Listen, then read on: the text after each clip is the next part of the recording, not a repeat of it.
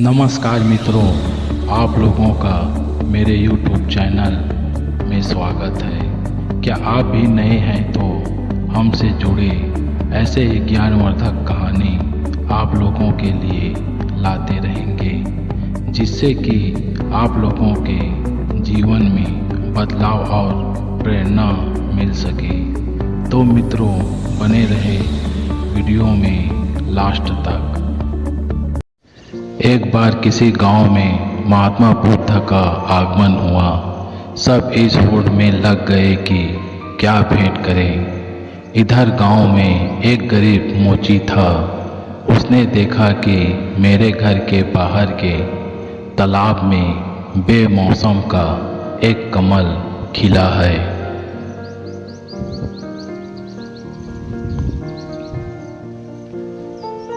उसकी इच्छा हुई कि आज नगर में महात्मा आए हैं, सब लोग तो उधर ही गए हैं, आज हमारा काम चलेगा नहीं, आज यह फूल बेचकर ही गुजारा कर ले।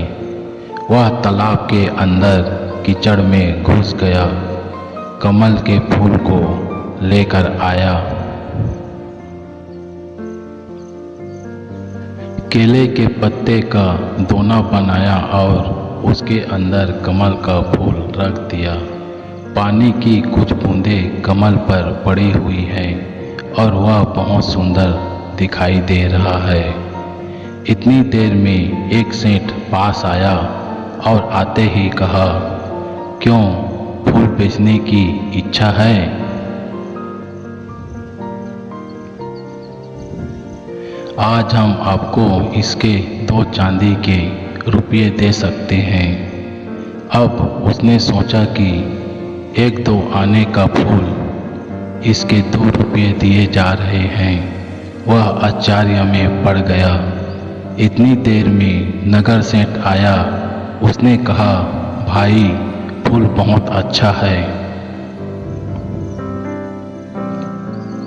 यह फूल हमें दे दो, हम इसके 10 चांदी के सिक्के दे सकते हैं। मोची ने सोचा, इतना कीमती है यह फूल।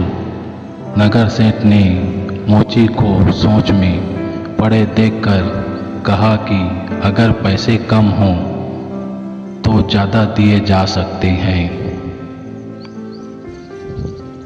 मोची ने सोचा, क्या बहुत कीमती है ये फूल? नगर सेठ ने कहा, मेरी इच्छा है कि मैं महात्मा के चरणों में यह फूल रखूं, इसलिए इसकी कीमत लगाने लगा हूं। इतनी देर में उस राज्य का मंत्री अपने वाहन पर बैठा हुआ पास आ गया और कहा, क्या बात है, कैसी भीड़ लगी है? अब लोग कुछ बताते इससे पहले ही उसका ध्यान उस फूल की तरफ गया। उसने पूछा, यह फूल बेचोगे? हम इसके 100 सिक्के दे सकते हैं, क्योंकि महात्मा आए हुए हैं। ये सिक्के तो कोई कीमत नहीं रखते।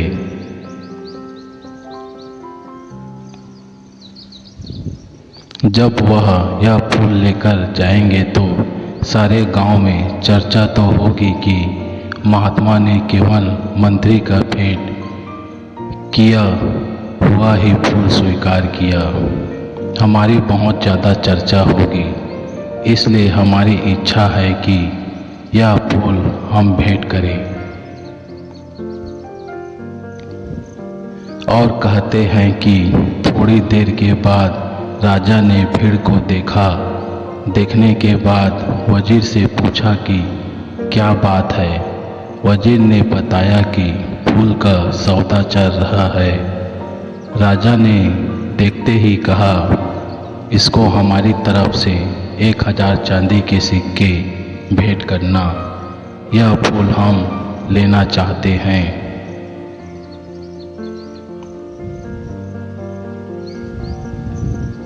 गरीब मोची ने कहा, लोगे तो तभी जब हम बेचेंगे, हम बेचना ही नहीं चाहते।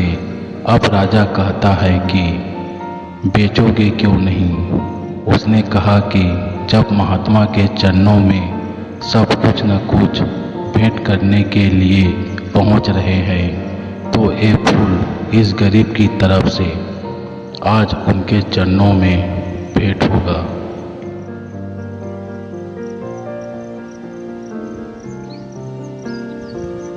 राजा बोला, देख लो, 1000 चांदी के सिक्कों से तुम्हारी पीढ़ियाँ तर सकती हैं। गरीब मोची ने कहा, मैंने तो आज तक राजाओं की संपत्ति से किसी को तरते नहीं देखा, लेकिन महान पुरुषों के आशीर्वाद से तो लोगों को जरूर तरते देखा है।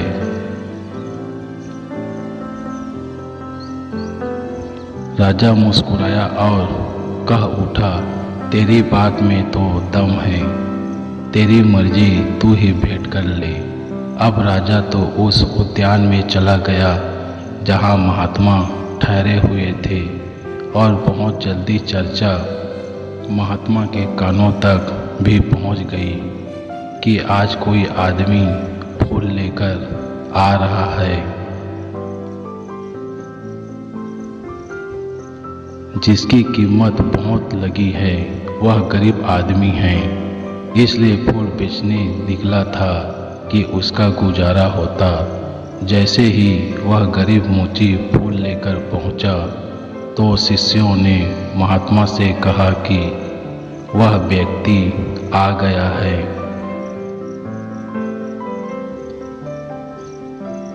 लोग एकदम सामने से हट गए।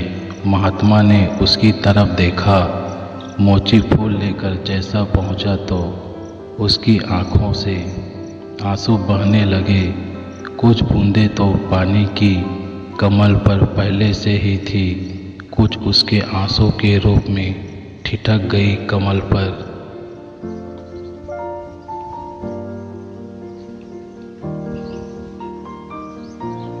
रोते हुए इसने कहा, सब ने बहुत बहुत कीमती चीज़ें आपके चरणों में भेंट की होगी, लेकिन इस गरीब के पास यह कमल का फूल और जन्म जन्मांतरों के पाप जो मैंने किए हैं, उनके आंसू आँखों में भरे पड़े हैं।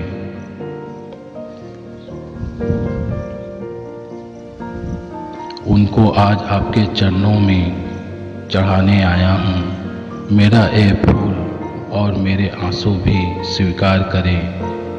महात्मा के चरणों में फूल रख दिया। गरीब मोची घुटनों के बल बैठ गया। महात्मा बुद्ध ने अपने शिष्य आनंद को बुलाया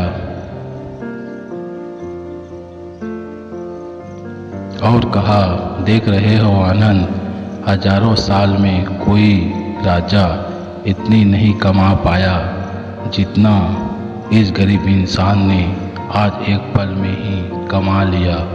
इसका समर्पण श्रेष्ठ हो गया। इसने अपने मन का भाव दे दिया।